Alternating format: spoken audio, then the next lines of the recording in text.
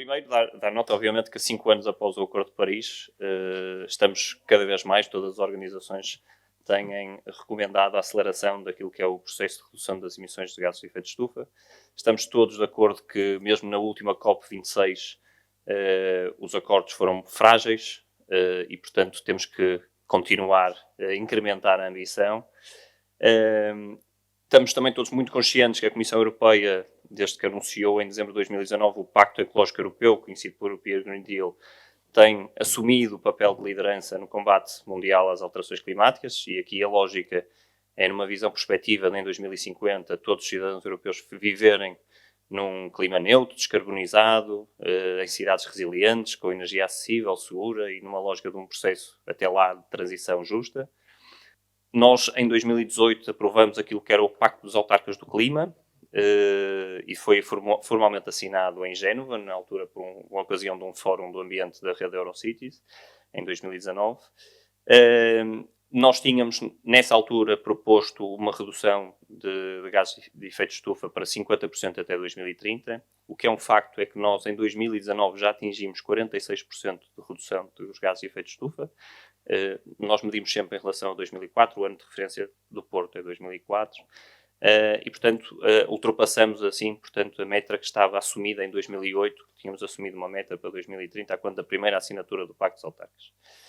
Face a tudo aquilo que nós sabemos hoje em dia, portanto, face aos dados que a Agência de Energia dispõe, e se for mantida a atual rota, que conta, obviamente, com aquilo que é a participação de todos os stakeholders da cidade, mas também a nível nacional, como é óbvio, na produção de energia renovável, o município atingirá 60% de redução de gases de efeito de estufa em 2030. Ao mesmo tempo, trazemos aqui outro acordo, que também para nós é muito importante, e devo relembrar, provavelmente alguns senhores vereadores poderão estar recordados daquilo que aconteceu em 2017. O município do Porto foi precursor e mobilizou a nível europeu um pensamento integrado, nomeadamente quando organizou a Porto Water Innovation Week, onde trouxemos aqui praticamente toda a Comissão Europeia, a Europa toda teve cá reunida para discutir este tema muito à volta da água, onde nós ratificamos uma declaração sobre a Agenda Urbana para a Água 2030.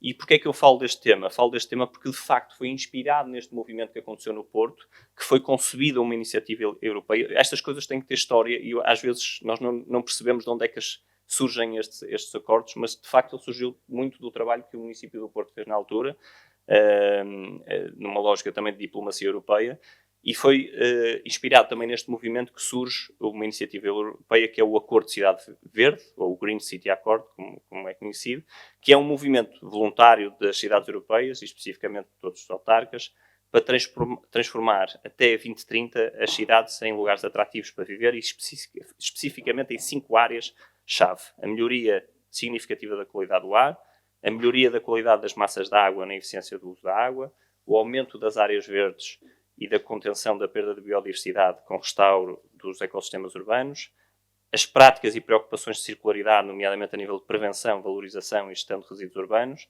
e a redução significativa da poluição sonora.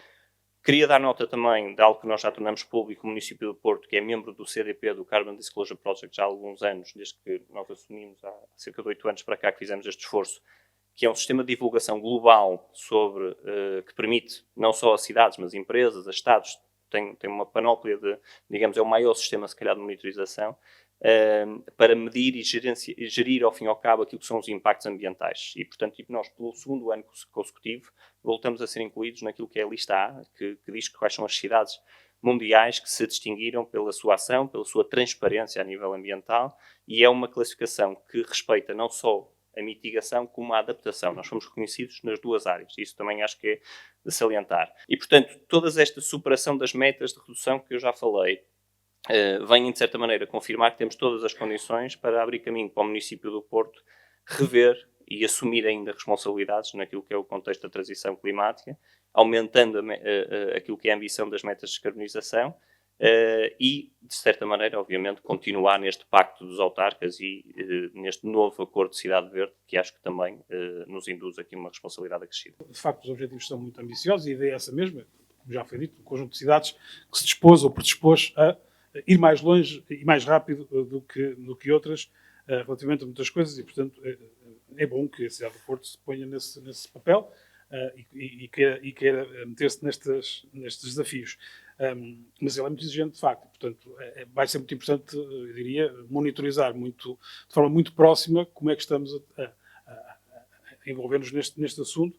E, neste caso, perguntava, penso que saberão que a Comissão Europeia tem o objetivo também de que seja alcançada a neutralidade climática até 2030, como todos sabemos, e em 100 cidades da União Europeia. E, para isso, disponibilizou um financiamento. Eu queria perguntar se o Porto concorreu, se não concorreu, se pensa concorrer, porque seria também mais uma oportunidade, naturalmente, para reforçar este esforço. O que se passa agora no Green City Accord é a definição nos próximos 2 anos dos níveis de referência e das metas. Nós teremos até 2030 para depois as atingir. Portanto, é isso que estamos a trabalhar e, obviamente, estando nós já no início do processo, estaremos com as metas mais avançadas.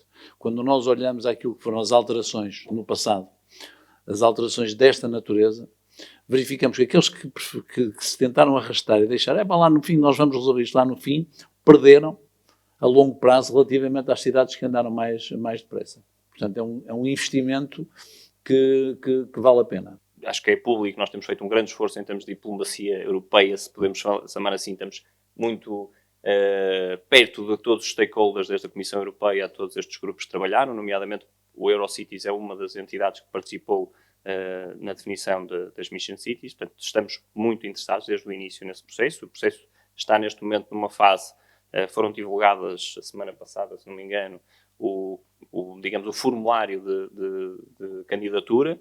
Há 5 cidades, se não me engano, 5 ou 6 cidades em que são as mentoras dessas 100 cidades. E o Porto é uma delas. Portanto, nós temos sido reconhecidos paulatinamente com o trabalho que temos vindo a fazer nos últimos anos pela Comissão Europeia com esse mérito, seja do lado digital, seja do lado ambiental. E, portanto, faz todo sentido também tentarmos ser uma parte dessas Mission Cities. Eu acho que não é um fim em si próprio, ou seja, não queria dizer que isto será é uma ajuda. Mas será uma ajuda, certamente, se formos selecionados. Uma ajuda caroço. Pode ser. Neste momento ainda não há verbas. As Mission Cities, neste momento, ainda não significam que vão ter verbas. O que significa as Mission Cities é que elas vão, de certa maneira, porque tem que ser uma decisão tomada pela Comissão Europeia, mas com o aval também dos governos nacionais. Ao fim e ao cabo, estamos a envolver a Comissão Europeia e os governos nacionais em dizer estas cidades poderão liderar e dar o exemplo e ajudar a que as outras vão mais rápido. Quase respondendo à sua pergunta de como é que nós fazemos isto na área metropolitana. Sim, temos que ir uns puxando pelos outros de maneira a acelerarmos este processo.